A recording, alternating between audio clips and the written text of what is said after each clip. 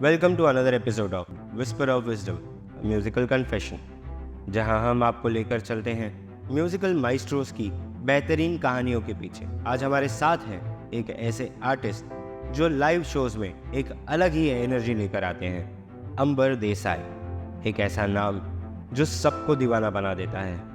एक independent artist जो अपने दमदार परफॉर्मेंसेस से सबके दिलों पर छा जाता है।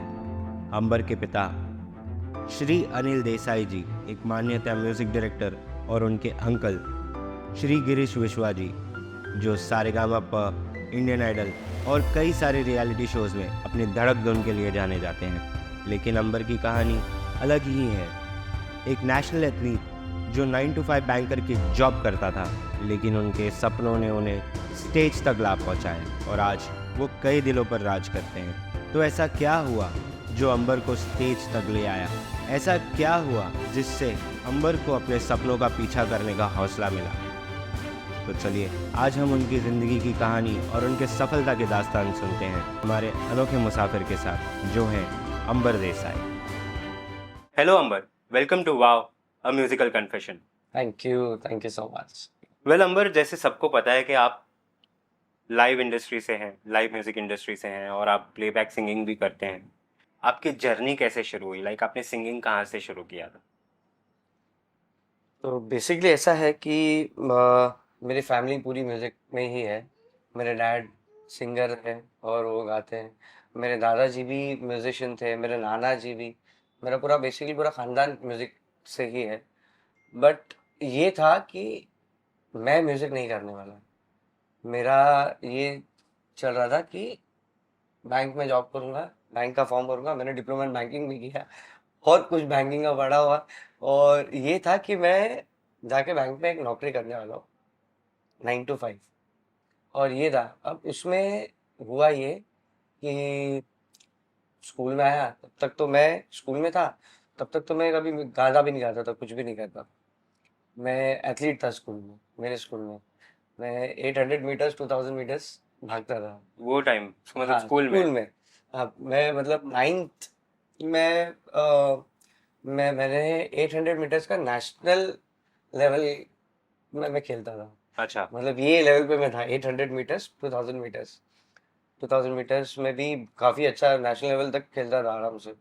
फिर एक दिन सडनली स्कूल में ही मैं, मस्ती तो सब लोग करते ही, वैसे मैं बहुत ज़्यादा मस्ती करता था।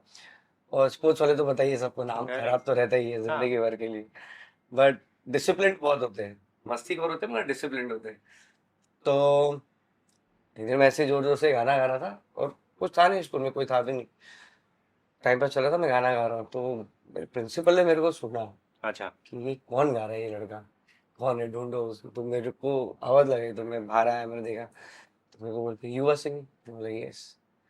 तो डर गया था मैं तो, तभी पता नहीं क्या हो गया अचानक से। स्कूल की क्लासेस में जब आप गाना गाते थे तो वो जो गूंजती है आवाज, जो रिवर्ब आती हाँ, है, रिवर्ब, नेचुरल रिवर्ब। हाँ, वो मजा देती है। मतलब बहुत लोग बोलते हैं बाथरूम सिंगर, मगर बाथरूम में खुद का एक रिवर्ब है, तो उसमें आदमी को गाने बहुत मजा आता है। तो मुझे मेरे स्कूल में गाने मजा आता था। क्यों? क्योंकि वो रिवर्ब मिल रहा था मेरे को, नेचुरल रिवर्ब था। मुझे बुलाया, बोलती है कि मैडम मेरी पूछ रही है कि तुम कब से गाते हो? बोला मैं कब से गाता नहीं हूँ, मैंने ऐसे ही गाया है।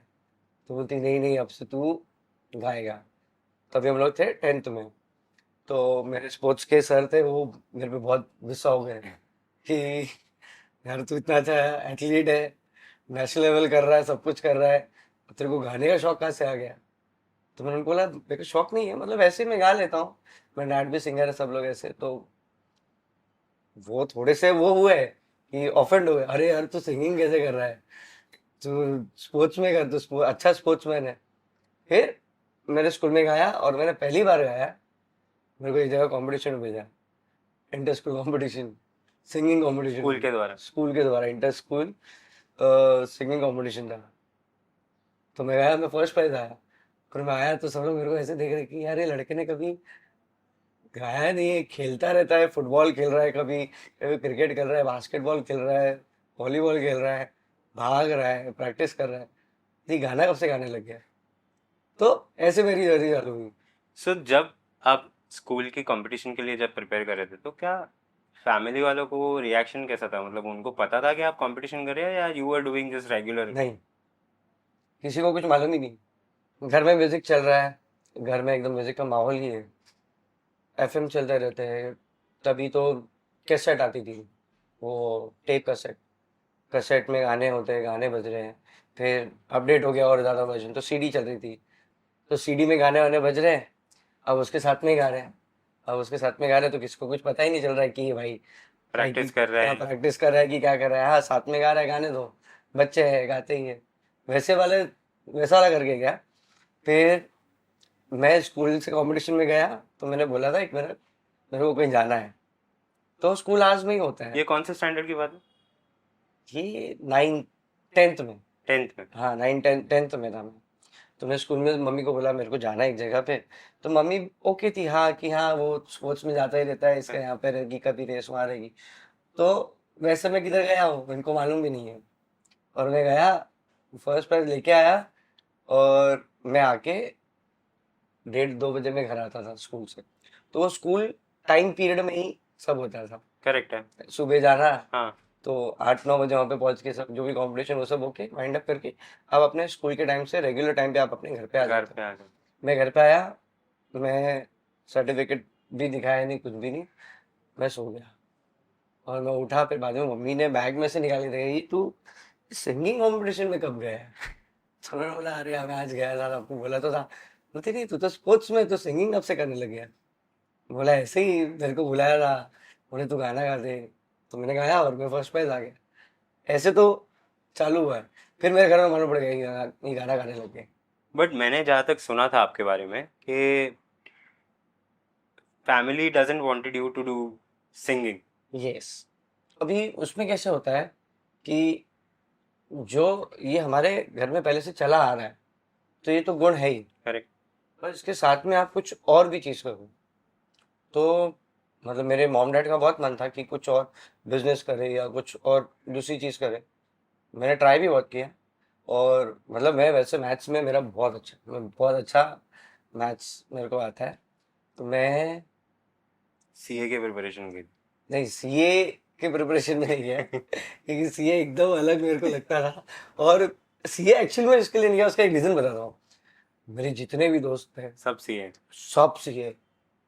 अब मुझे समझ में नहीं आ रहा था कि भाई ये सीए बनेगा, ये बनेगा, ये बनेगा। समझ में मेरे को नहीं आ रहा था, क्योंकि मैं खुद कंफ्यूज हो गया था, इनको देख के इतने सारे सीए, तो मैं कहाँ खड़ा रहूँगा। करेक्ट है। तो मैंने और भी कुछ चीज़ें थी, तो मैं फिर बाद में बैंकिंग का बहुत ज़्यादा चल रहा था तभी, कि सब लोग बोलते थे बैंकिंग बैंकिंग बिजनेस ये वो ऐसे। तो एक टाइम में मेरे मन में था हाँ चलो बैंकिंग करेंगे। तो मैंने डिप्लोमा इन बैंकिंग किया, मास्टर्स इन बैंकिंग किया। हाँ हाँ। हाँ, दोनों चीज़। मास्टर्स और बैंकिंग, मतलब ये सारी चीजें मुंबई में हो रही थी? आपकी स्कूलिंग मुंबई में हुई है? हाँ, मैं मुंबई एकदम प्रॉपर।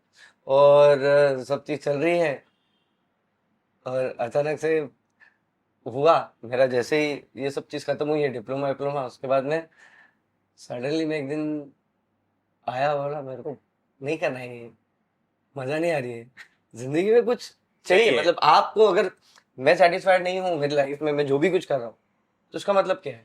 करेक्ट है। इसका कोई मतलब नहीं है। करेक्ट है। फिर मैंने बोला ऐसे ऐसे, तो पापा बोलते ठीक है तुमको जो करना है करो। मैं क्योंकि मतलब थोड़ा पहले वो हो गए कि तेरे लिए कुछ हमने और सोचा था, तो कुछ और बोल रहा है।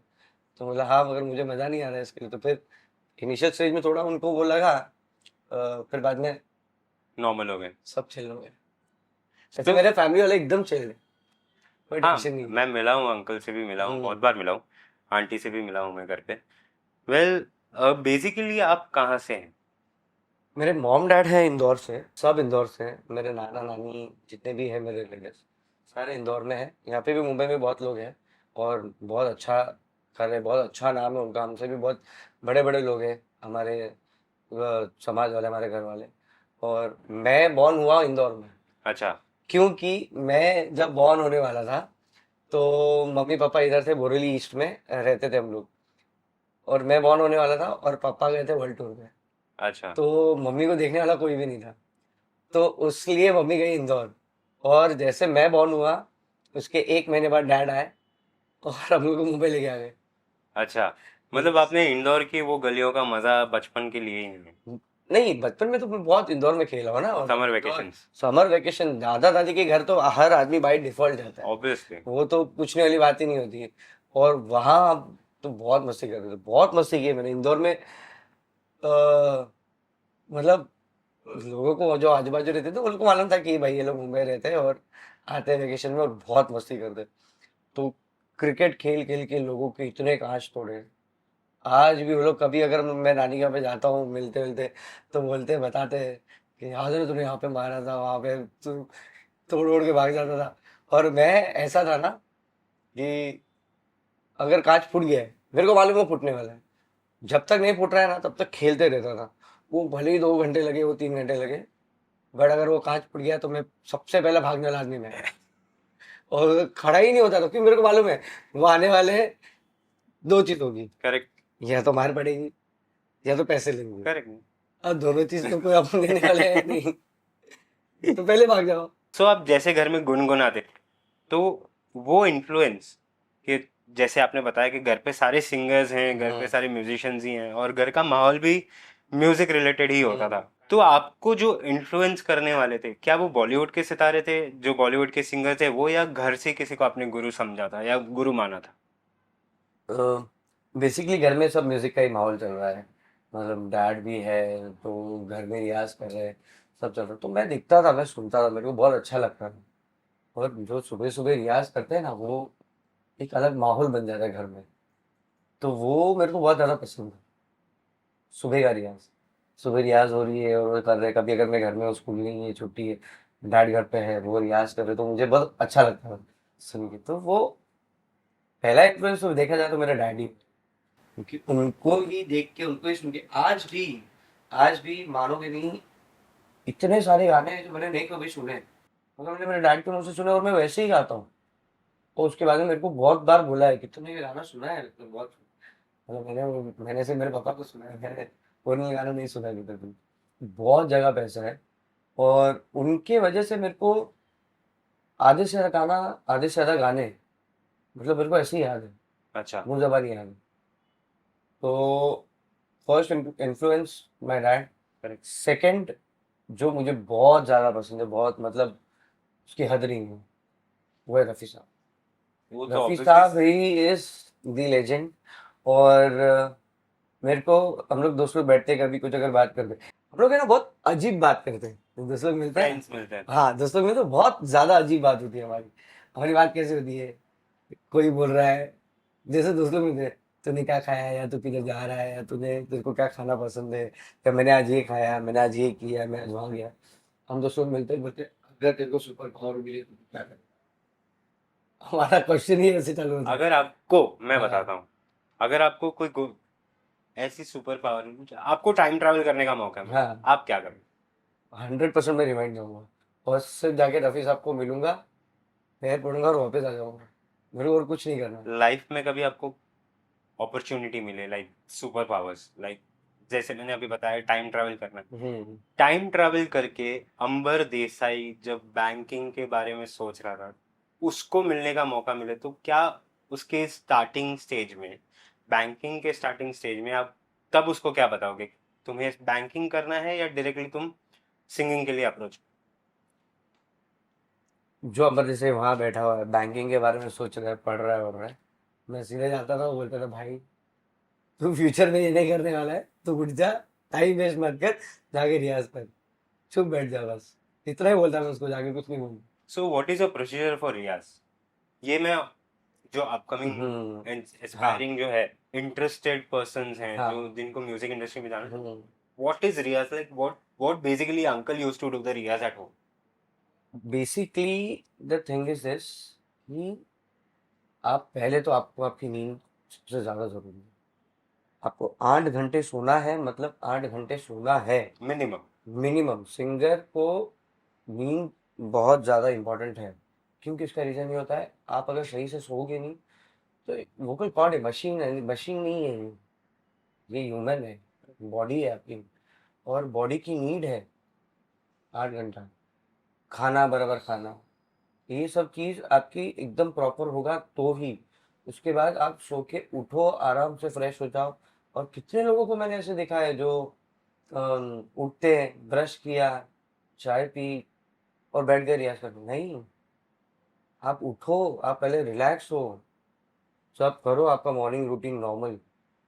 आपके उठने के टाइम से लेकर आपके रियाज के टाइम के बीच में का ड्यूरेशन मिनिमम 45 मिनट्स टू 1 घंटा रहना चाहिए, तब जाके आपका वोकल कॉर्ड नॉर्मल सेटल हो गए। सेटल होगा। आप उठते से अगर मैं किसी को बोल दूं उठा 10 मिनट चलो भागो, नहीं भाग सकते हो आप। मतलब we are not a machine, correct. है ना। अगर हुसैन बोल्ट है, उनको भागना भी है तो भी वो पहले खुद की बॉडी को वार्म करेगा, आधा घंटा 1 घंटा वार्म अप लगेगा वार्म उनको। अप इज नीडेड, वार्म हाँ, अप इज तो मस्ट। वोकल के लिए भी वार्म अप बहुत ज्यादा इंपॉर्टेंट है। उसमें भी बहुत सारी कैटेगरीज हैं, बहुत सारी कुछ चीजें हैं। कितने लोग होते हैं खरच से चालू करते हैं, मैं पहले सा लगाता हूँ, जैसे मुझे सिखाया है पापा ने, मेरे गुरु जी ने सिखाया है मेरे को। तो जो भी बताया कि पहले सा लगाओ उठ के, हल्के गले से एकदम हल्का हल्का सा, फिर नीचे आओ, खरज में आओ, फिर ऊपर जाओ, फिर तुमको जो करना है तुम वो कर सकते हो। एक बार वो धीरे धीरे पलटा, खुलना चालू ये हो गया, वो तो हाँ। बात की बात है, बट पलटे सरका, इनिशियली स्टार्टिंग बहुत कुछ है सा से। आकार, हाँ इनिशियल स्टार्ट। देखो इस दुनिया में सर्कल है पूरा, है ना। अब वो सा से सा ही है, करेक्ट। जितना भी है ना। तो आपको पहले तो सा ही करना पड़ेगा, करेक्ट। उसके बाद में आप जाओगे। अगर कोई मैं रैंडम सुन भी लगाऊंगा तो वो कोई ना कोई एंगल में तो सा है ही ना, करेक्ट है। तो सा तो पहले से ही। So it's kind of infinity. 100%। और म्यूजिक तो किसी का नहीं है भाई, मतलब आप करोगे, आप अगर कर रहे हो तो आपका, आप अगर 1 घंटा रियाज कर रहे हो तो वो 1 घंटा आपने आपके ऊपर इन्वेस्ट किया है अपने गाने के लिए, करेक्ट। और वो 1 घंटा वो आपको 1000 घंटा देगा, इतना गारंटी है। ये तो हमने बात की आपके इन्फ्लुएंस की, आपके रियाज के स्टाइल की। तो जब आप स्कूल में आपने गाना शुरू किया था, तो जो गाना आपको प्रिंसिपल ने पकड़ा था जिस गाने की, वो गाना कौन सा था? तो वो गाना था विशाल शेखर का, it is very good song by Kailash Kher, और वो गाना मैं गा रहा था। वो गाना था अल्लाह के बंदे। I guess audience will like to listen this song. Sure, चलो ट्राई करते हैं। टूटा टूटा एक परिंदा ऐसे टूटा कि फिर जुड़ ना पाया, लूटा लूटा किसने उसको ऐसे लूटा कि फिर जुड़ ना पाया, उड़ता हुआ वो आसमां से आकर गिरा जमीन पर, ख्वाबों में फिर भी बादल ही थे, वो कहता रहा मगर के अल्लाह के बंदे हंस दे, अल्लाह के बंदे, अल्लाह के बंदे हंस दे, जो भी हो कल फिर आएगा, अल्लाह के बंदे हंस दे, अल्लाह के बंदे, अल्लाह के बंदे हंस दे, जो भी हो कल फिर आएगा। क्या बात है, क्या बात। सो जब आपने सोचा कि मुझे करियर एज अ म्यूजिक में ही करना है, तो obviously that was a struggle period. 100% struggle तो जिंदगी का वो इम्पोर्टेंट चीज़ है, अगर आप वो नहीं करोगे तो कुछ नहीं हो सकता। आज अगर एक चीज़ है कि जो भी कुछ हो, जो भी गा रहा हो कर रहा हो, वो खुद के उससे की, क्योंकि डैड ने मेरे को कभी भी एक चीज़ बोली है कि तुमको करना है, तुमको चाहिए तो तुमको करना करेक्ट है। है ना। अगर मैं नहीं करूँ, वो उनके इन्फ्लुएंस से वो मेरे को कहीं भी गाने भेज दे या कुछ भी करो, ठीक है, वो मैंने सही नहीं गाया या वो शो अच्छा नहीं हुआ या वो स्क्रैच में गाया गाने गया हो या गाना गाने गया हो, वो अच्छा नहीं हुआ, तो उसमें कहीं ना कहीं एक चीज़ ये हो जाएगी कि चल ठीक है ना, मेरे पापा है ना, मैं, मेरे को तो मिल जाएगा तो काम। काइंड ऑफ डिपेंडेंट हो जाओगे। डिपेंडेंट हो गया, मगर वो डिपेंडेंट होना नहीं है ना। अगर आज मैं डिपेंडेंट हो गया, या अगर मैं तभी भी अगर वो चीज़ सोचता कि नहीं भाई मेरी लाइफ ईजी है, मेरे पापा मेरे को बोल देंगे, मेरा नाम दे देंगे तो मेरा काम हो जाएगा, नहीं, कभी नहीं। मैंने आधे सारे लोगों को ये बताया ही नहीं कि पापा मतलब Anil Desai is my dad, line में काम करे साथ में है। इतने साल बाद कितने कितने लोग मुझे मिलते थे, अरे तुम अनिल भाई के लड़के हो भाई, अब कभी आपने बताया ही नहीं है। बोला हाँ मैंने कभी बताया ही नहीं। बोलते अरे बताना तुझे। अब ये भी चीज़ हो जाती है कि दोनों सेम फील्ड से हैं, डैड भी और मैं भी। डैड का बहुत नाम है इंडस्ट्री में, तो कितने लोगों को ऐसा भी हो जाता है कि यार अपने पापा के रेफरेंस से चल रहा है, ये तो वो चीज़।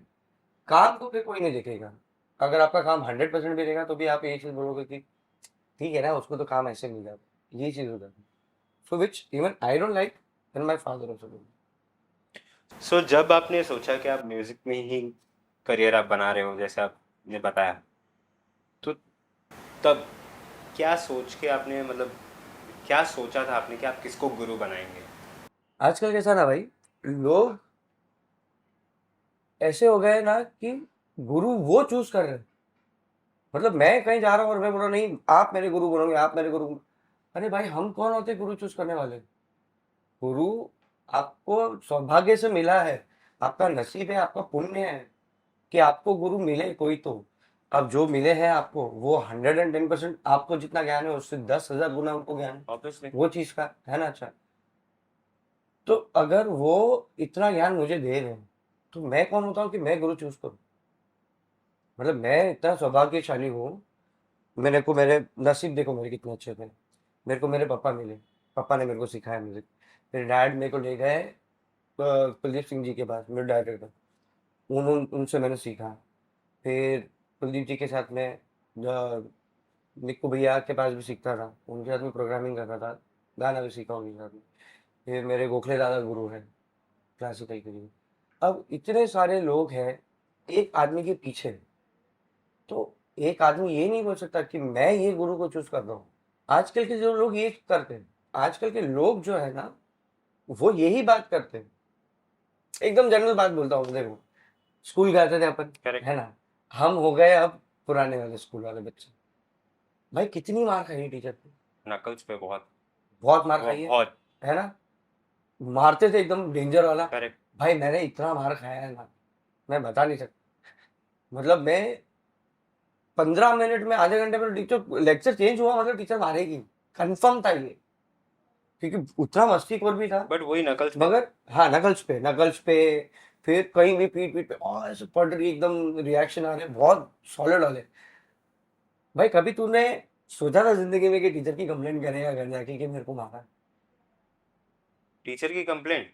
घर पे मम्मी पापा को जाके करेगा, कभी सोचा? नहीं, घर पे लाल चमक के दिखता था तो पता चलता था कि भाई आज स्कूल पे मार खा के आए हैं, हाँ, टीचर की या पनिशमेंट मिलेगी। मम्मी पापा ने कुछ बोला कभी? नहीं, हाँ तुमने मस्ती की है। है ना? हाँ। आजकल के ऐसे नहीं है ना। आज रहता है मेरे बच्चे को क्यों मारा, बच्चा घर आके बोल रहा है मम्मी मेरे को टीचर ने मारा है। मम्मी पापा जा रहे हैं टीचर से झगड़ा कर, अरे वो तुम्हारे गुरु है, वो तुमको मार सकते हैं, वो तुमको सब कुछ कर सकते हैं। अगर तुम्हारा भलाई है वो चीज में तो तुमको क्या तकलीफ हो रही होती? मतलब मुझे तो बिल्कुल तकलीफ नहीं होगी अगर मेरा लड़का कहीं अगर गलत है या उसको वो सही डायरेक्शन में लेके जाने के लिए वो चीज है, तो भाई डेफिनेटली मैं तो कभी मना नहीं करूँ। और जो भी हो रहा है मेरे को तो नहीं अच्छा लगता है ये सब चीज, क्योंकि हम है यार, गुरु की वैल्यू कुछ और है। आज के तारीख में लोग ने गुरु की वैल्यू कुछ और ही कर दी है। अभी कितने बच्चे लोग को ऐसा लगता है, बहुत लोगों को मैं देखता हूँ म्यूजिक से रिलेटेड कभी बात करने आते हैं, कुछ चीज करने आते हैं, तो वो बोलते हैं कि अच्छा यहाँ पे कौन से गुरु है, वो गुरु है, ये सब नाम चालू हो जाते हैं। अरे वो 1,000 रुपए ले रहे, वो 2,000 रुपए ले रहे पर सिटिंग, वो 3,000 रुपए ले रहे, वो 5,000 रुपए ले रहे। आप पैसा देख रहे हो, वो तो देखो कि आपको ज्ञान क्या दे रहे हैं। पैसा इज इम्पोर्टेंट नहीं है। आज अगर वो 1,000 रुपए ले रहे तुम्हारे साथ में एक सेशन करने का, 2,000 रुपए ले रहे, 5,000 रुपए ले रहे, XYZ what ever bill you amount, मगर वो जो ज्ञान तुमको मिल रहा है वो उसके मुकाबले इंटू 10,000 है। अगर आप वो चीज सही से इम्प्लीमेंट करोगे, अपनी जिंदगी में लेके आओगे, आपके गाने में लेके आओगे, आपकी पर्सनैलिटी में लेके आओगे, तो वो पूरा चेंज होने वाला है। वो चीज नहीं देख रहे। अगर आपने मतलब इन शॉर्ट आपका कहने का एग्जाम्पल यही है कि अगर आपने केमिकल रिएक्शन समझा ही नहीं है तो तो क्या आपने सीखा ही क्या है? सीखा ही क्या है? आपको वो चाहिए ना, वो चीज चाहिए।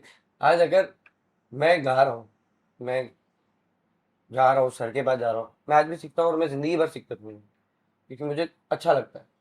और अच्छा लगता है, उससे ज्ञान आपका बढ़ रहा है। Still you do tuitions, like आप अभी भी उनसे ट्यूशंस लेते हैं? 100% मैं अभी भी लेता हूँ। मैं कभी भी चले जाता हूँ, कभी भी सर को फोन कर रहा हूँ, डैड बैठे हैं घर में, अगर मैं और पापा अगर घर में है, डैड साथ नहीं है, तो बैठ जाते हैं, चालू हो जाते हैं रियाज करना, तानपुरा तो दिन भर चलता ही रहता है घर में। ऐसे ही खुद ही मैं आपको बोला ना, आई एम सो ब्लेस्ड कि मेरे पास इतने सारे गुरु हैं जो मेरे को सामने से दे रहे हैं, मेरे को मिल रहा है। सो आपके लिए स्ट्रगल क्या है?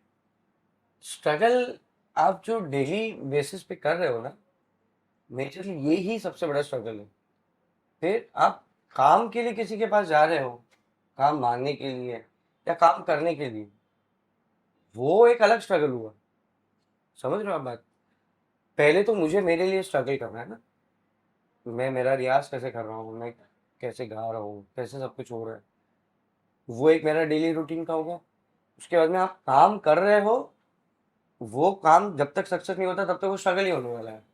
आज मैंने कम से कम हजारों स्क्रैचेस गाए हैं, तो वो जरूरी नहीं है कि वो हर स्क्रैच मेरा ऐसे ही भेज जाने वाला। आज नहीं तो कल वो स्क्रैच अच्छा लगेगा, किसी न किसी को कुछ अच्छा होगा।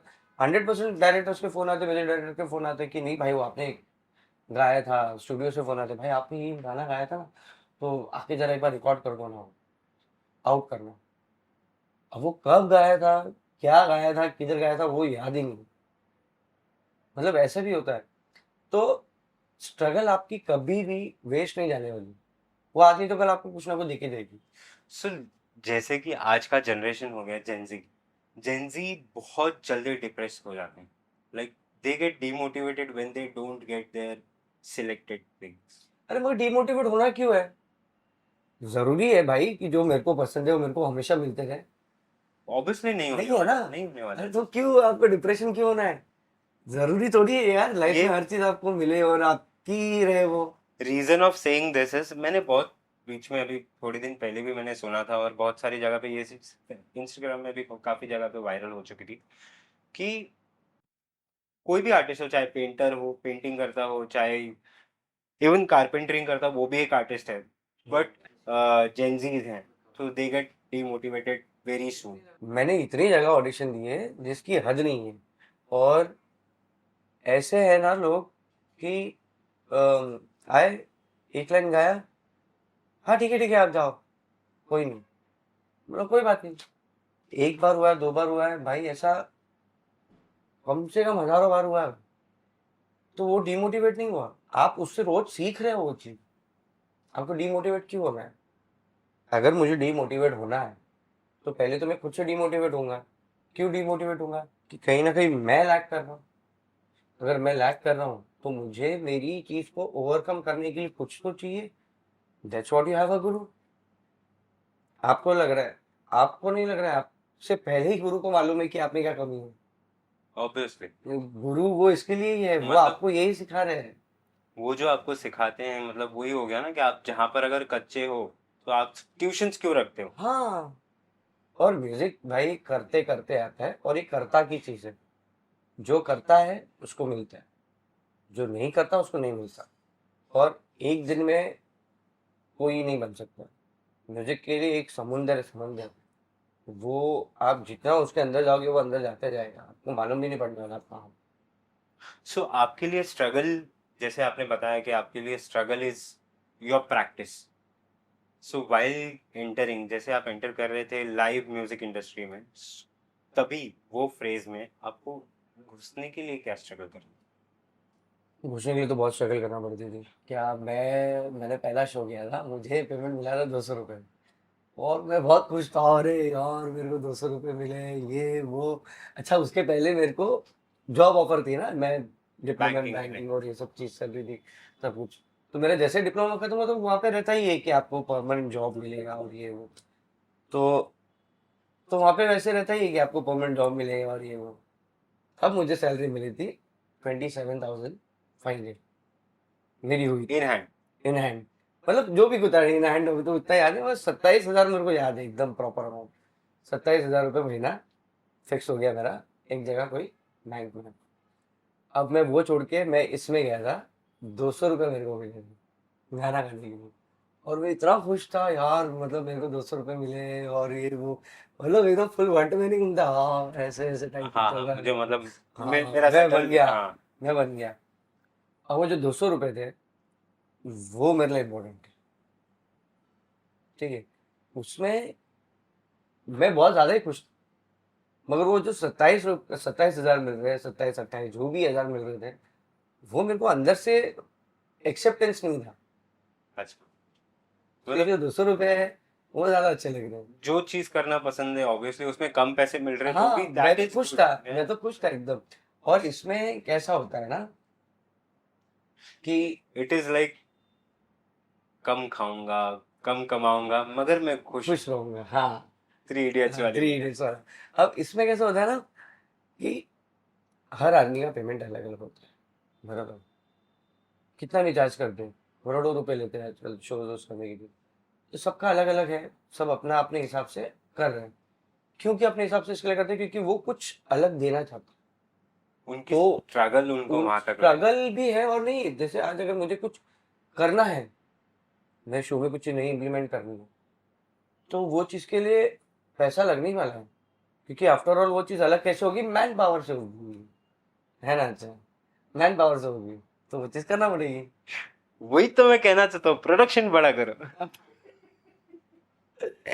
और कैसा है ना कि अगर वो चीज होगी तो पैसे भी होंगे, है ना। क्योंकि बट हो गया, अगर सिंपल बात है भाई, जितना फेंकोगे उतना पैसा मिलेगा। उतना मिलेगा। सो जब how did you start your live shows? पहला शो कैसे मिला था? पहला शो तभी है ना, फोन आ गए थे, मगर ये मोबाइल फोन आ गए थे, मगर सबके पास नहीं थे। बहुत कम लोग लेके घूमते थे एकदम। 98 की हाँ, आसपास की बात है। हाँ, नहीं, 98 तभी आ गए थे, हाँ। हाँ एकदम। और मैं आया था लाइन में ऑलमोस्ट 2005-6 में आ गया था हाँ। मैं। अब जब मैं आया तभी कम्युनिकेशन कैसे करे, तो फोन, टेलीफोन नंबर मिलता किसी का, तो घर में फोन था, पापा के पास मोबाइल फोन है, हमारे पहले घर में फोन। तो मैं फोन करता था कि मैं ऐसे ऐसे बोल रहा हूँ और मैं गाता हूँ, तो मुझे आप बुलाना हो, तभी ऐसे। क्योंकि मैं ये चीज में विश्वास रखता हूँ कि काम मांगने में कैसे शर्म है आपको। आप काम मांग रहे हैं, आपको काम करना है, आपको काम करने की इच्छा है, तो वो चीज के लिए अगर आप किसी को फोन करो तो गलत तो कर नहीं रहे।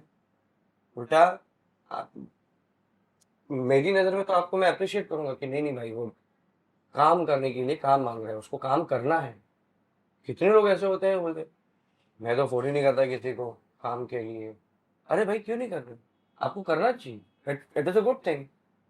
गलत तो है नहीं। लोगों को पता कैसे चलेगा कि आप फ्री हो? फ्री हो वाली चीज नहीं, मगर कैसा है आप कितने अंदर से इच्छुक हो काम करने के, वो इम्पोर्टेंट वो लगता दिखाना है। चाहिए। वो इम्पोर्टेंट है ना। आज अगर मेरे को, एक सिंपल सादी चीज है भाई, मेरा पैशन है सिंगिंग, मेरे को करना है सिंगिंग, बराबर। मैं शो में गया हूँ और आज मेरी तबीयत खराब हुई, क्या कहोगे आप? बुखार है, शो मस्ट गो ऑन। है? तो हमने सुना था कि आपका एक कॉन्सर्ट हुआ था आपके अर्लियर डेज में, वो कॉन्सर्ट के बारे में मुझे जानना है। अच्छा, तो ये कहाँ से पता चला यार? भाई R&D की टीम है हमारी, अंकल जिंदाबाद। यस। तो कैसा था, मैं आ गया था कॉलेज में और गाने वाने गा रहे हैं, शोज चल रहे हैं अपने, सब कुछ हो रहा है। तो all of a sudden college में अच्छी रेपुटेशन थी, गाना गाता था, जाता था कंपटीशन में, जीत के आता था। तब तक मैंने सिंगिंग चालू कर दी थी। तो फेस्टिवल्स होते हैं ना कॉलेज में, सब हाँ। कॉलेज का अलग अलग फेस्टिवल होता है। तो मेरे कॉलेज का फेस्टिवल था, तो उसमें मेरा बैंड लगा था बाकायदा। बाकायदा वो उसमें ब्रोशर में एकदम टाइम के साथ में मेरा नाम लिखा है, अंबर द सेन स्क्वाड। और चालू हुआ शो, वो एकदम बोलते ना अनएक्सपेक्टेडली एकदम ज्यादा हाइप हो गया, और एकदम ज्यादा सब लोग कर रहे हैं। तो सडनली जब मैं स्टेज पे गया उधर, तो मेरे नाम चिल्ला रहे लोग नीचे से, और मेरे को समझ में नहीं आ रहा कि हो क्या रहा है। और मैं गया, मैं शो किया, कॉन्सर्ट किया, 1 घंटे का टाइम दिया था, 45 मिनट से 1 घंटा था, वो चला 1.5 घंटा, बंद ही नहीं हो रहा है शो। और मैं बंद करने की भी कोशिश कर रहा हूँ तो हो नहीं रहा है। और सामने से वो लोग बोल रहे हैं मेरे को, भाई थोड़ा और एक्सटेंड कर लो, कोई बात नहीं। बोला भाई आपके इवेंट्स है, you have an event after this and you are already half an hour late for this event. तो बोलते हैं भाई नो प्रॉब्लम, विल मैनेज, आप अपना चालू रखो, पब्लिक को कहीं जाना नहीं है और वो लोग आपके लिए रुके हुए हैं, हाँ। So continue with that. तब मुझे एकदम से रियलाइज हुआ कि नहीं भाई, मैं जो भी कुछ कर रहा हूँ वो सही कर रहा हूँ, मेरा डायरेक्शन सही है, मेरे को खुद के ऊपर मेहनत करनी है और बाकी सब चीज़ें हो जाएगी। बहुत सारी चीज़ें सुनी हैं आपके बारे में, जैसे बहुत सारे क्रिकेटर्स के साथ भी आपने उनके उनके लिए परफॉर्म किया हुआ है। वो अरे अलग सीन है वो। एक्चुअली में कैसा होता था कि क्लब शोज करते हैं सब लोग, तो मैंने बहुत किए पहले, मेरे को बहुत मजा आता था। मतलब 2012 14 16 वो टाइम की बात कर, 2014 से 16 16 18 ऐसे सब चल रहा था। तो लाउंज में परफॉर्म करते थे, बहुत मजा आता था उसमें।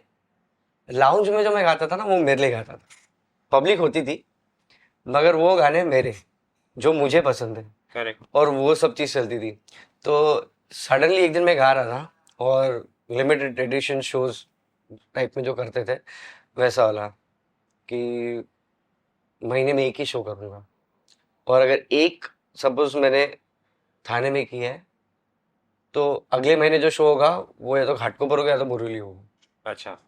मतलब 12 महीने में सिर्फ 12। 12 शोज, मगर एक महीने में एक बड़ा वाला रीजन वहीं, फिर उसके बाद में सीधा रीजन चेंज हो जाएगा, ऐसा वाला। सीधे थाने से बोरीवली या थाने से घाटकोपर चले गए, ऐसे टाइप में, या सीधे मलाड में शोज कर रहे हैं ऐसे। और वो अलग चीज होती थी, बहुत मजा आता था। तो सडनली क्या हुआ, एक दिन शो कर रहा था तो पब्लिक एंजॉय कर रही एकदम, बहुत सब इंटरेक्शन चालू है, मैं भी एकदम फुल ऑन चल रहा है शो, मुझे मजा आता है उसमें। तो करते करते एक बंदा आया मेरे को, बोलता है कि आपने जो भी गाना गाया था ना, तो वो आप वापस से गाओ। तो मैंने बोला हाँ ठीक है, चलो फरमाइश है किसी की, आपको वापस से गाना। तो मैंने बोला कि अभी नहीं, बाद में। तो उन्होंने बोला नहीं, आपको अभी गाना पड़ेगा। तो मैं एकदम से हो गया, बोला भाई ऐसे कैसा बोल रहे हो, अभी गाना पड़ेगा? कौन है जो मुझे तो हुक्म दे रहा है? नहीं, हुक्म वाले नहीं, मतलब ठीक है, क्योंकि मेरा कुछ, मेरे दिमाग में कुछ है, मेरे back of the mind I am working something. और प्लेलिस्ट कैसा है, मैं जब गाऊंगा स्टेज पर होगा तो मैं खुद ही बनाता हूँ, मेरे मन से ही चलेगा जो Spontaneous। स्पॉन्टेनियस होगा। तो मैंने बोला भाई क्या, तो मेरे को बोलते हैं कि श्रेयस भाई उधर बैठे हैं और उनको वापस से गाना सुनना है। तो मैं एकदम शॉक हो गया कि यार इतना बड़ा क्रिकेटर बैठ के मेरे शो देख रहे हैं और उनको अच्छा लग रहा है। तो उन्होंने मेरे को, फिर बाद में मैं गया, मैंने उनको बोला कि पक्का आई सिंग द सॉन्ग, और उन्होंने मेरे को बुलाया पहले कि आप इधर आओ, और मुझे बोला कि बहुत अच्छा लगा मेरे को, ये गाना वापस से मेरे लिए गाओ। तो मैं बोला ठीक है, तो मैं उनके बाजू में बैठ के गाना गा रहा हूँ। उन्होंने इंस्टा पे रील, स्टोरी तभी नई नई आई थी, इंस्टा पे स्टोरी वोरी डालते थे, इंस्टा स्टोरी था। तो उन्होंने उस स्टोरी में मेरे को डाला था, मेरे को टैग भी किया था। सो जब आपने नवरात्रि की शुरुआत की थी, तो वो कौन सी ईयर में आपने पहली नवरात्रि की? ऑलमोस्ट 2012, 2012, 11 12 ऐसे कुछ होगा। तो मैंने पहली बार नवरात्रि की थी, और मैंने की थी मेघनगर में। मेघनगर एक जगह है, एमपी और गुजरात का बॉर्डर है वहाँ, छोटा सा गांव है मेघनगर, वहाँ पहली मैंने नवरात्रि की थी। वो किसके साथ की थी, याद है? हाँ, नरेंद्र पार्ले, उनके साथ में मैंने की थी पहली नवरात्रि।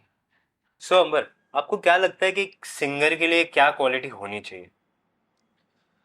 सिंगर के लिए क्वालिटी ऐसा है कि पहले तो आप खुद के ऊपर ज़्यादा कंसंट्रेट करना पड़ता है। दूसरा, आप, ज़रूरी नहीं है कि आप सिर्फ गाना ही गा रहे हो, आपका गाना, आपकी पूरी लाइफ, आपकी पूरी रूटीन, आपकी पूरी जर्नी आपके गाने में दिखती है कहीं ना कहीं। सो उसके लिए क्वालिटी यही चीज़ हो सकती है कि आप अपनी डेली रूटीन, आपकी डेली ज़िंदगी आप कैसे जीते हो, वो आपके गाने के लिए एकदम इम्पोर्टेंट है। अगर मैं अच्छी ज़िंदगी जी रहा हूँ तो मेरे गाने में एकदम अच्छे से दिखेगा। अगर मैं ख़राब हूँ, मैं स्ट्रेस्ड आउट हूँ, मेरे को कोई चीज़ की तकलीफ़ है, तो मेरे गाने में छलकेगा। सो लाइव म्यूजिक इंडस्ट्रीज में या वेडिंग इंडस्ट्री में जैसे आपने स्टेप अप किया, स्टार्ट से लेके अब तक आप कौन से ऐसे आर्टिस्ट हैं जिनके साथ आपने काम किया? आर्टिस्ट तो ऑलमोस्ट सारे सबके साथ में काम किया है, ऐसे है नहीं, कोई बहुत रेयर होंगे कि जिनके साथ में मैंने काम नहीं किया है। और आर्टिस्ट सभी बहुत अच्छे हैं, अपनी अपनी जगह पे बहुत अच्छा काम करते हैं, वन ऑफ द फाइनेस्ट, वो उनके जॉनर में वो बहुत अच्छे हैं। तो जब मैं स्टार्ट किया था तभी मैंने, प्रकाश अंकल थे, केतन अंकल, मैंने डैड के साथ में, फिर नैतिक नागड़ा उसके साथ में किया, फिर हनीफ असलम, मेहुल भाई, मेरे गिरीश अंकल, बहुत सारे लोग हैं। और मुझे सबसे ज़्यादा अगर किसी ने प्रोत्साहन किया है स्टेज पे कि नहीं तू ही कर, और नीचे से हमेशा मेरे लिए खड़े रह के चिल्लाते थे, गाते थे, और एकदम जॉली, मतलब मेरे को हर चीज़ में सपोर्ट करने वाले, वो राहुल भाई, राहुल पुरेचा। राहुल पुरेचा ने मुझे बहुत ज़्यादा इनकरेज किया हर चीज़ के लिए। मतलब मैं कहीं भी शो में हूँ, वो भी सिंगर ही है, एज अ सिंगर वो भी होते थे, बट एक होता है ना ऐसा कि तू मेरा छोटा भाई है तो मैं तेरे को ज़्यादा इनकरेज करूँगा। तो ऐसा भले ही मैं कुछ भी गाऊँ या कैसे भी गलती हो रही है, मेरे से कुछ भी हो रही है, पब्लिक इंटरेक्शन कर रहा हूँ, नहीं कर रहा हूँ, कुछ भी कर रहा हूँ, मगर वो आदमी बैक ऑफ द विंग खड़े रह के चिल्लाता था। मतलब kind of he was like a tutor to you for live shows. Yes, for live shows, क्योंकि डैड हर जगह शो में आ नहीं सकते, बाकी लोग दूसरे दूसरे अपना अपना बैंड लेके कर रहे हैं, तो राहुल भाई और हम दोनों ही थे जो सब जगह जा रहे थे, साथ में ही घूम रहे थे, बहुत मजा कर रहे थे। तो उसमें वो मुझे बहुत ज्यादा मोटिवेट करते थे। आज तक ऐसा कोई दिन नहीं मरेगा कि उन्होंने मेरे को, कभी मुझे याद भी नहीं कि मुझे कोई चीज के लिए मना कर दिया हो या मुझे डिमोटिवेट कर दिया है। सो जैसे कि हम जानते हैं कि लाइव शोज होते हैं तो ऑब्वियसली आप पब्लिक के साथ इंटरेक्ट करते हैं, ऑडियंस के साथ इंटरेक्शन होती है। ऑब्वियसली जो नया सिंगर आता है स्टेज पे पहली बार, उनको भी डर लगता है कि मैं अगर इंटरेक्ट प्रॉपरली नहीं किया या मैंने इंटरेक्ट गलत कर दिया या कुछ ऐसा, तो उसकी मोटिवेशन आपको कैसे मिली? वो तो फंबल होता ही है, वो तो हर कोई भी है, हर कोई भी कितना भी बड़ा आदमी हो, वो आपके हाथ में अगर माइक आ जाएगा तो आप फंबल कर दोगे। सबसे पहली चीज होती है स्टेज फियर। अगर आप स्टेज पे डर गए तो खत्म हो तो गया, खत्म। आपको डरना ही नहीं है। और जितने भी लोग अगर वो चीज सोचते हैं कि भाई मेरे को स्टेज पे जाने से डर लगता है या मैं पब्लिक से बात नहीं कर सकता, इतना समझना तुम्हारे सामने कोई नहीं है, आंखें खुली रखो, एक जगह देख लो, ऊपर सीलिंग वीलिंग किधर भी देखते रहो, पब्लिक को मत देखो। अगर आप उनको देख लोगे तो फिर आपको डर लगेगा। स्टार्टिंग के इनिशियल स्टेज में आपको ये करना पड़ेगा, उसके बाद में फिर तो आप किसी से डरते ही नहीं। द क्रेजिएस्ट फैन मोमेंट वो क्या था? ऐसे बहुत सारे इंसिडेंट हुए, बट एक इंसिडेंट काफी टाइम पहले हुआ था, 3-4 साल पहले हुआ था। एक वेडिंग इंडस्ट्री का ही बताता हूँ, ऐसे बहुत सारे जगह पे अलग अलग हुए हैं। तो एक वेडिंग इंडस्ट्री का मेरे को, मतलब मेरे लिए बहुत ज़्यादा वाला प्राउड मोमेंट लगता है कि यार ऐसे भी लोग हो सकते हैं। तो हुआ ऐसा था कि मेरे को एक शो के लिए फ़ोन आया, शो की इंक्वायरी थी, तो मैंने मना कर दिया कि भाई अवेलेबल नहीं हूँ, मेरे को शो है। तो वो बंदा एकदम से ये हो गया, तो मैंने बोला नहीं भाई, लेट हो गया थोड़ा सा, मैं कैंसिल नहीं कर सकता, और मतलब पॉलिसी में नहीं है कि आप ये किसी को हाँ बोल के आप कहीं और किसी और का ले लो, और वो अच्छा भी नहीं लगता है, दैट्स नॉट एन एटिकेट। तो मैंने उनको मना कर दिया। तो सडनली उनका फ़ोन अगले दिन आता है, थोड़ी देर बाद ही, अगले दिन नहीं, थोड़ी देर बाद फ़ोन आता है मेरे को, बोलते कि वो डेट के अगले दिन आप क्या कर रहे हो? बोला भाई शो है, मेरे को अगले दिन भी शो है। तो बोल रहे कि अच्छा, तो उसके अगले दिन क्या कर रहे हो? तो मैंने बोला मैं फ्री हूँ। तो बोला भाई अगले दिन की डेट लिख लो। बोला मगर आपकी तो शादी का है ना। तो नहीं नहीं नहीं भाई, मैं शादी की डेट चेंज कर लूंगा, आप फ्री हो ना वो दिन?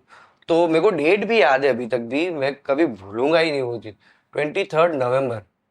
वो बंदे ने, मतलब इतना बड़ा मेरा फैन है वो, उसकी पूरी फैमिली, कि वो लड़के ने उसकी शादी में मैं रहूं सिर्फ इसलिए उसने उसकी शादी की डेट चेंज।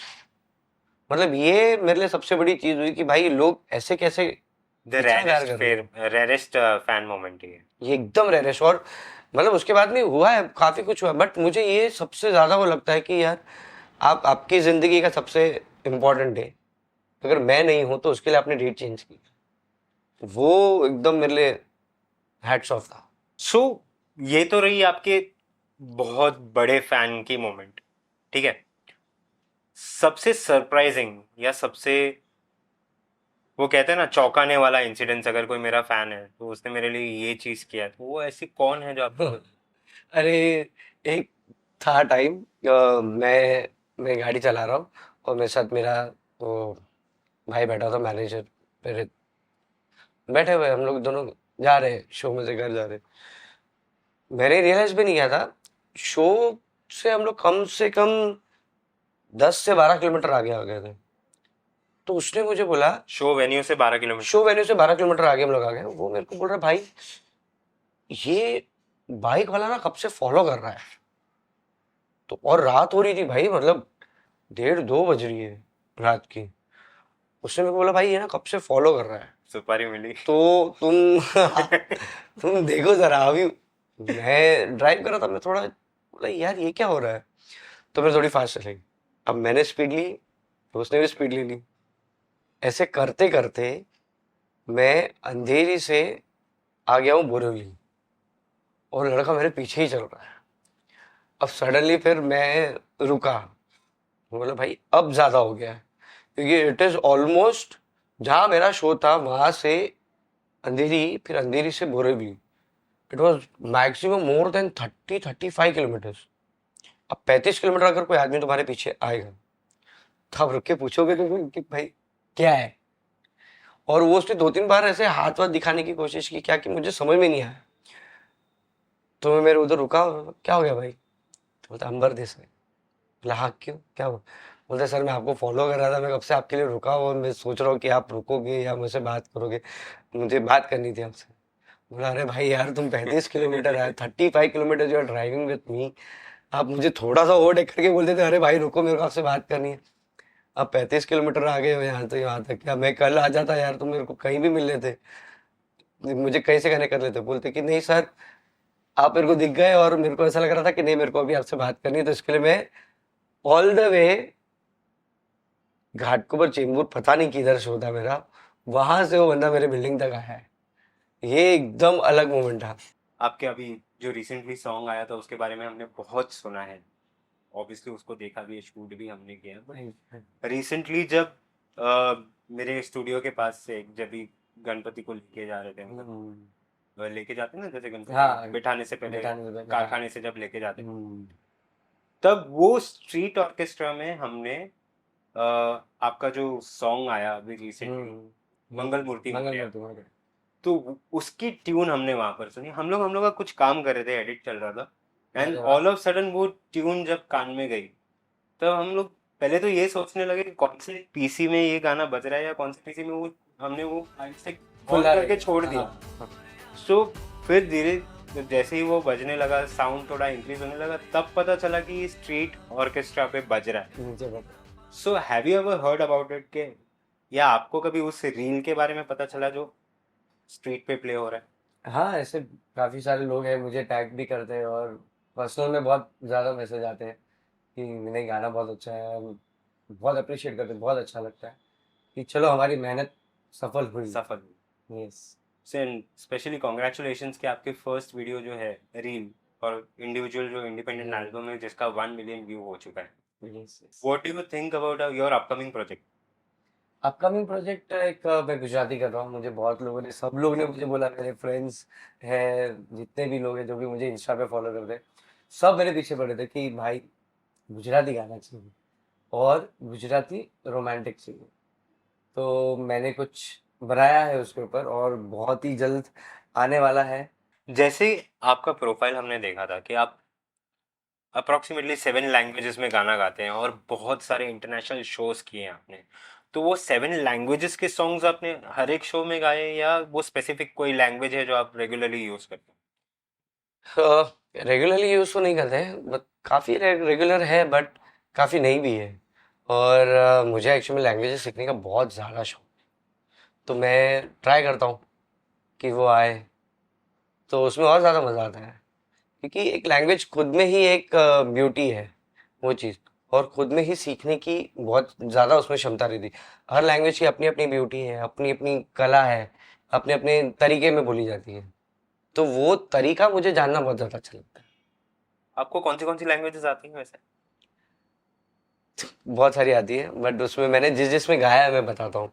मैंने इंग्लिश, सब लोग गाते हैं, इंग्लिश है, हिंदी है, मराठी है, गुजराती है, पंजाबी फोक मैंने बहुत गाए हैं उसमें, और फिर बाद में बंगाली गाए हैं, तमिल मैंने एक गाना गाया था, ट्राई किया था वो तमिल। और मेरे को बहुत ज़्यादा अच्छी लैंग्वेज लगती है, पता है कौन सी? तमिल और तेलुगु, तेलुगु समथिंग डिफरेंट, अलग चल रहा है। तो डिफिकल्ट मोमेंट शो में, डिफिकल्ट मोमेंट होते हैं, बहुत कुछ होते हैं, बहुत घपले होते हैं चालू शो में, बहुत कुछ होते हैं। मतलब बैंड की तरफ से हो रहा है, कभी कभी साउंड की तरफ से हो रहा है, या कभी कुछ भी हो सकता है। मतलब कुछ भी प्रॉब्लम हो जाती है कभी कभी। Technical issues basically, technical issues तो बहुत होते हैं। आज तक ऐसा कोई शो नहीं होता है जहाँ पे या साउंड का इशू नहीं हो, या टेक्निकल इशू नहीं हो, या कुछ ना कुछ प्रॉब्लम ना हो। क्योंकि है, आप अगर इतने बड़े स्केल में कर रहे हो तो यही होती चीज, छोटी छोटी चीज। यही सेम चीज क्या आपके इंटरनेशनल शोज में भी होती है? इंटरनेशनल शोज में भी होती है, क्योंकि उधर सबसे बड़ा प्रॉब्लम यह है कि जैसे हम जाते हैं बाहर आउट ऑफ इंडिया परफॉर्म करने के लिए, इंडिया के इंस्ट्रूमेंट्स अलग हैं। तो वर्ल्ड वाइड म्यूजिक चलता है, उसमें होता है guitar, bass guitar, keyboard, drums, और ज़्यादा से ज़्यादा अगर हुआ तो एक हाथ दो परकशन, जेम्बे, दरबुगा, ये होगा। मगर हमारे जो इंस्ट्रूमेंट हैं उसमें चल रहा है ढोलक, ढोल, पखावज कभी आ जाता है, कभी कभी कोई अगर अच्छा गाना है या कुछ अलग करना तो अलग अलग चीज़ें आती हैं। तो उनको वो चीज़ बैलेंस करना, उनकी जो है वो बहुत अच्छे से बैलेंस कर देंगे। मगर जब बारी इंडियन इंस्ट्रूमेंट की आती है तो वो लोग बैलेंस नहीं होता उनसे। तो हमारे साउंड इंजीनियर होते हैं, वो साउंड इंजीनियर करते हैं। फिर उसके बाद में कभी अगर सपोज वो साउंड इंजीनियर ने अगर एग्जिट किया तो वो फिर कुछ ना कुछ गड़बड़ हो जाती है, वापस से वो हो जाता है। तो ये जो टेक्निकल प्रॉब्लम है या इशू है, ये चीज़ होती है। आप रेगुलर बेसिस पे भी इंटरनेशनल शोज करते हो, तो रिसेंटली आप कहाँ कहाँ जा चुके हैं? पिछले तो बहुत जगह गए, बट बैंकॉक बहुत जाते हैं। ऑब्वियसली पास में है, लाइक मुंबई, हाँ बोरीवली से घाटकोपर जाने हाँ, इतना ही रास्ता है। इतना ही रास्ता है। नहीं, बट मजा आता है, फन।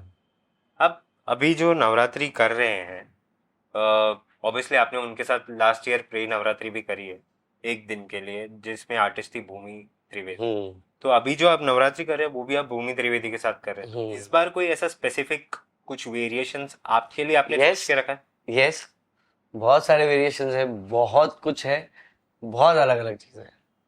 मैंने बहुत कुछ प्रिपेयर किया है, भूमि बहन ने भी, of course she has done very good, और सारे लोग ने प्रिपरेशन की है। अब आओ नवरात्रि में पता चलेगा। सो परफॉर्मेंस के बाद कोई ऐसी ऑडियंस ने आपको होटिंग दी हो जो आपको अभी तक याद है? बहुत बार होता है, जब शो खत्म होता है, जब सी ऑफ कर रहे हैं, ऐसे कर रहे हैं, तो लोग नीचे से चेयर अप करते हैं एकदम, एक गाना और एक गाना, और ये वे चलते चलते चलते रहता है। फिर फाइनली एक मोमेंट आता है जब शो एंड होता है कि नहीं, अब बंद हो जाएगा।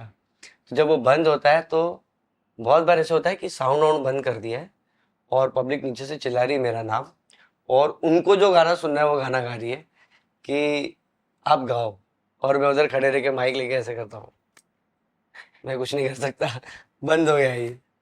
तो बहुत अच्छा लगता है वो। So let's play a game.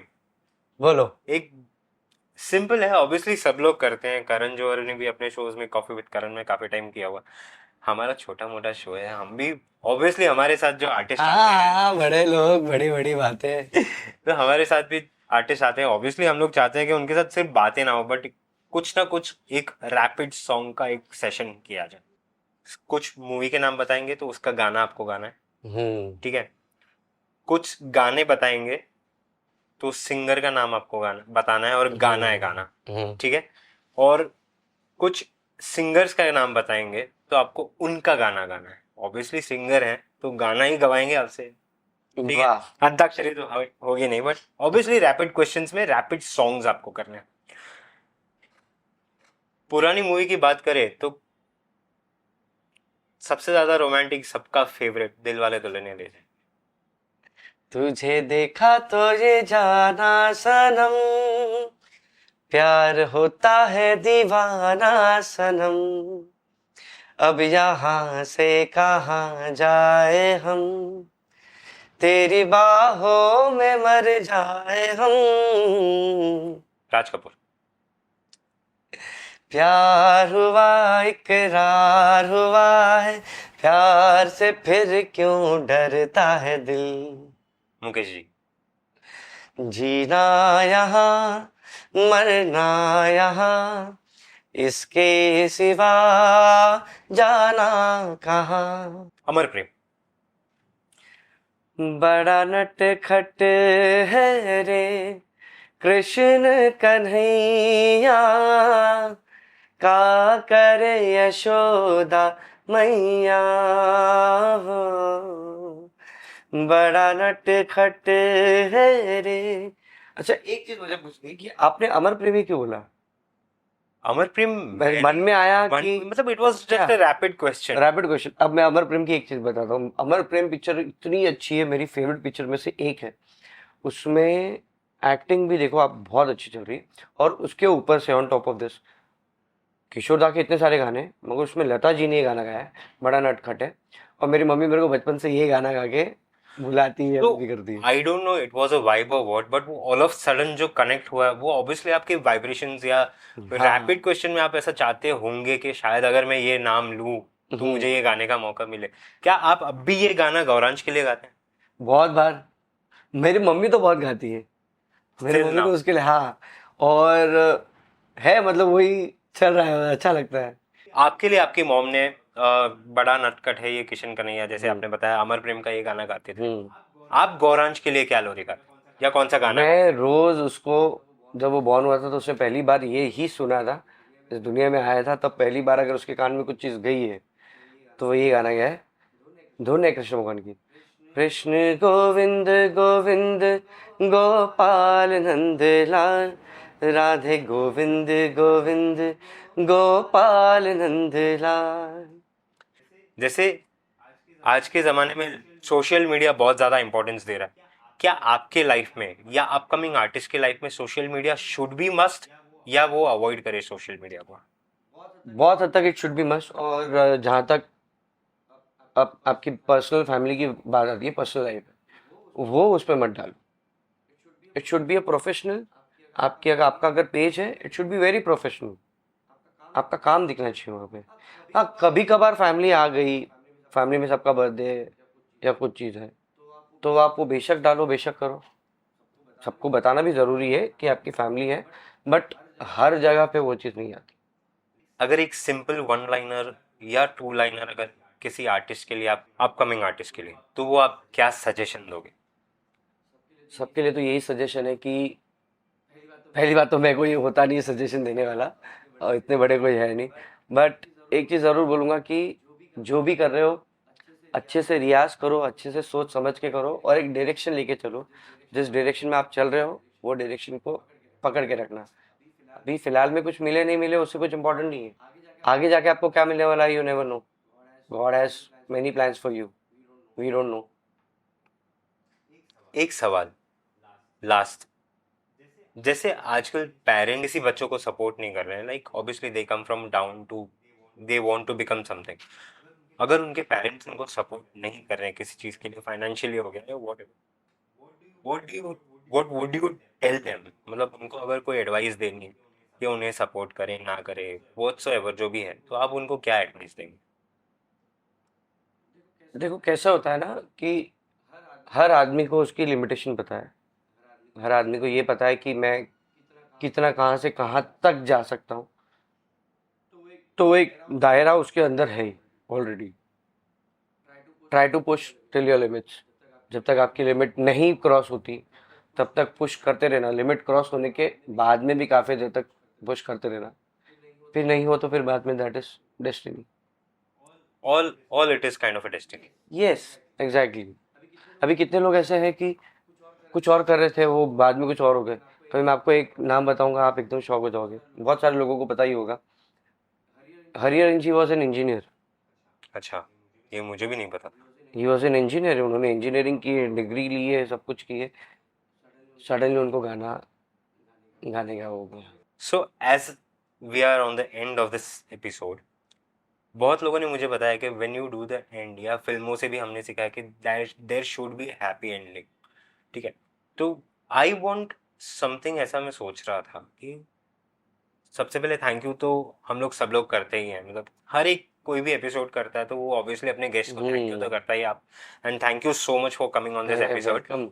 But जिस तरीके से आपने हमें सपोर्ट किया है, आपकी फैमिली ने भी आपको सपोर्ट किया है, as you being a banker to singer and I am being as a engineer, computer engineer से लेके फिल्म कैमरा फिल्म तक मैं पहुंचा हूँ, या एड फिल्म्स वगैरह मैं शूट करता हूँ, तो ऑब्वियसली मैं फैमिली के सपोर्ट से ही आगे आया हूँ। आप भी आपके फैमिली के सपोर्ट से आए। 100%। सो आई वांट कि अगर आपने जो चीज़ आपकी फैमिली को कभी फेस पे नहीं बताई है, बट आई वांट कि आप वो मेरे through, I want to become that जरिया कि वो जाने कि आपके दिल में क्या है। For sure. पहले तो मैं थैंक यू बोलूँगा मेरे पूरी फैमिली को, मेरे फ्रेंड्स को, जो भी मेरे लिए वेल विशर्स हैं, और इतना मेरे को सपोर्ट करने के लिए स्पेशली थैंक्स मेरे फैमिली के लिए, मेरे मॉम डैड भाई, जितने भी लोग हैं सारे लोगों के लिए, क्योंकि इतना वो लोग सपोर्ट करते हैं हर चीज़ में लेके। मतलब मुझे पता भी नहीं चलता है कि ये चीज़ कब हो गई, कैसे हो गई है, और वो मुझे रेडी मिलती है। All thanks to my family. वो मेरे बैकबोन है, अगर वो नहीं होते तो शायद मैं आज कुछ भी होता नहीं था। But thank you. Well guys, ये थे अंबर देसाई। इनकी ट्रेन का वक्त हो चुका है और हमारी बस बस निकलने वाली है।